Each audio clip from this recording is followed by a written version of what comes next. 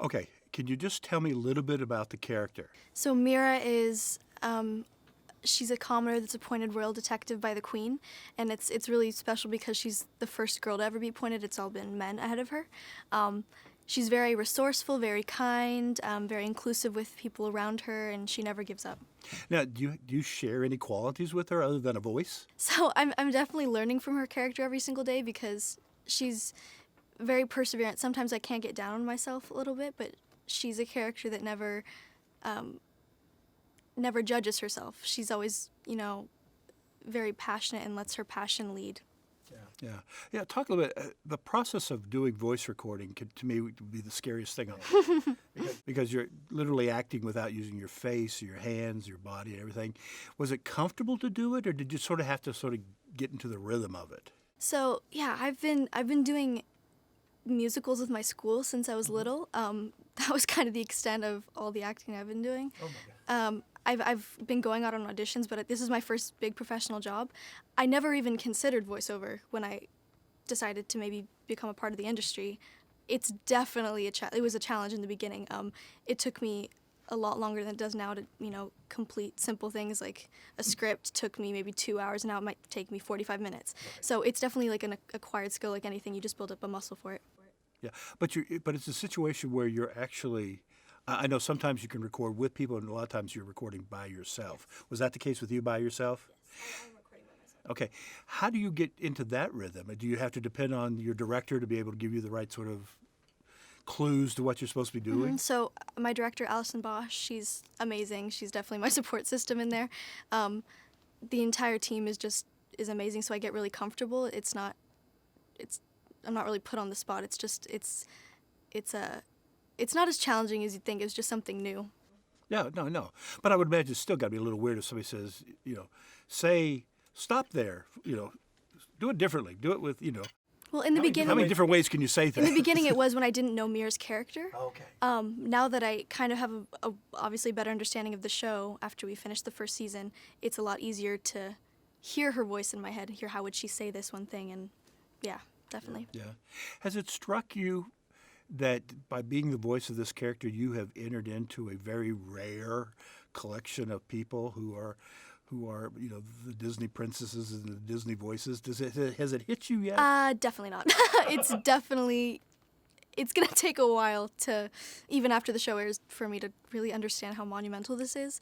I've watched Elena of Avalor, I've watched Sophia the First, and now I get to be, the next little girl for, younger kids to look up to, and that's just amazing.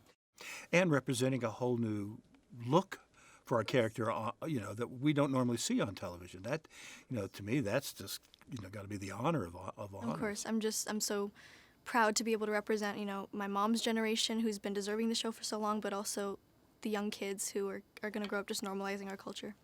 Yeah. Now, you said you've done musicals in school. So was the music part of this then easier than just the voice recording, or were they sort of equal? So music was always my first love. It was kind of before I did acting. I've always been singing. So I get to be in a show now where I get to do both. So learning new songs, it wasn't really challenging. It was just more so just a lot of fun. Yeah. Well, if you want to do shows that have music in them, to me this seemed maybe an easy way to slip into that. I mean, if you were doing, say, another high school musical or something like that, where you have to act and sing on screen, I would think that'd be more pressure than to be able to do this sort of in a booth with, people around you that, that can coach you and everything like that. It seemed like it would take a little bit of that pressure off. Well, you would think so, but once again, you can't see what I'm thinking. You have to be able to hear it. So in any complicated lyrics, I have to be able to emote clearly and make sure that the audience hears if I'm excited or if I'm sad or if I'm timid. Like it's definitely a skill I've had to work on. Yeah. If I were to look at the past few things you've been watching on television, would it be musicals? Would it be cartoons, animation? Would it be what stuff do are you attracted to? I haven't had to think about it in a while. Office is my favorite show. Okay. So I love a lot of just, comedy and energetic, light, fun stuff, I'd say. Yeah, yeah. Is that the kind of thing? Would you one day like to do it, kind of like an Office type series? Or? That's kind of one of Oh, okay. my dreams is to be on a show like that. Definitely. Yeah. Talk a little bit about you were doing theater in school. Now, did you do that because it was a class you had to take, or was just something you like getting in? I mean, were you the kind of kid that at 3-year-old you were dancing in front of the family, putting on little shows, or? That's actually kind of exactly it. It's never been an obligation for me. It's always, I'm kind of one of the lucky ones. I've grown up kind of knowing what I want to do with my life. I don't think a lot of kids my age can say that. I've definitely grown up knowing that this is what I want to do. I mean, when you're that young, how do you? I mean, I changed my mind 15 times. I mean, my first one was I want to be an astronaut. I was being too tall. Right. Well, let's just say it was too tall. but come on, how did you know? Was it just that you just love making people laugh or smile, or could you just tell? I think it was just a feeling. I mean, when I'm lucky because I grew up doing this thing that I love, and it happened to also be a profession. And so I'd never really done anything else, and even now I haven't explored other things, and so this is kind of the main path that I want to pursue. Well, do you remember the first show you did in school? First show I did. Well, one of the first shows I did was Aladdin, and I was Jasmine, and so Of course. fitting.